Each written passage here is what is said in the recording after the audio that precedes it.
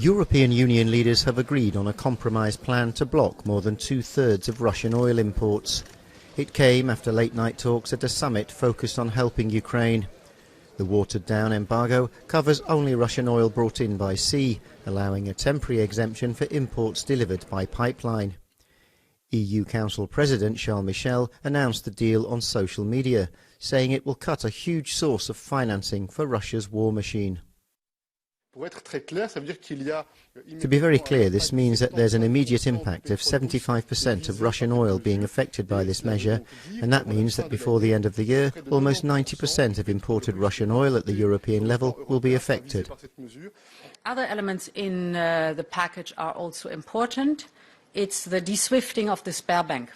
There's a ban on insurance and reinsurance of Russian ships by EU companies, a ban on providing Russian companies with a whole range of business services, and, very important, the suspension of broadcasting in the European Union of 3 further Russian state outlets.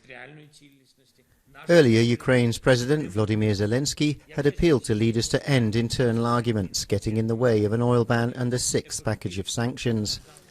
Hungarian Prime Minister Viktor Orbán had been blocking a total ban since his landlocked country gets more than 60% of oil from Russia via the Soviet-era Druzhba pipeline.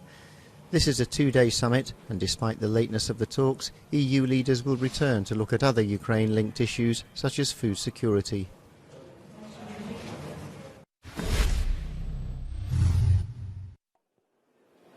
The debate over the 6th package of EU sanctions overshadowed the first day of the EU summit.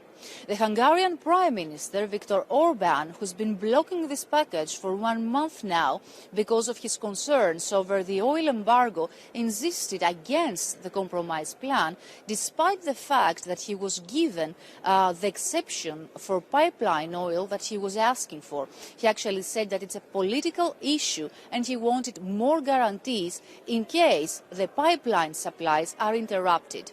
At the same time, the Ukrainian President Volodymyr Zelensky urged the leaders to immediately adopt this 6th package of sanctions and described the Russian state as a terrorist state.